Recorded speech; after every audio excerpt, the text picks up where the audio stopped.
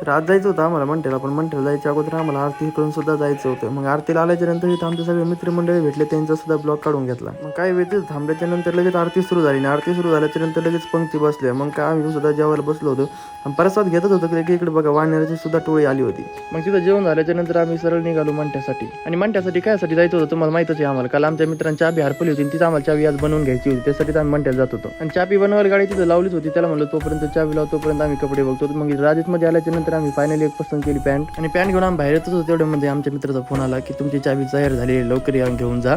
मग असं कळल्याच्या नंतर आम्ही सनकन गेलो त्या दुकानामध्ये, बघतो तर काय चाबी तयार झाली. मग याला किचन सुद्धा घेतलं होतं आणि पुन्हा पडणार नाही म्हणून यासाठी लॉकचं किचन सुद्धा घेतलं होतं. मग इथं किचन घेतल्याच्या नंतर आम्ही फायनली निघालो पेट्रोल टाकण्याकरता. पेट्रोल टाकत होतो तेवढ्यामध्ये लगेच भावाचा फोन आला की मी निघलोय म्हणून इकडे. मग भावाला भेटण्याकरता मी धावलो होतो, भाऊ सुद्धा आपला पंजाबला निघला होता. मग भावाला टाटा करून फायनल निघालो आम्ही घरी. पण घरी जाताना लगेच शिवाला तहान लागली होती, मग तो पाणी पिऊन आला, येता येता 2 माझा सुद्धा घेऊन आला.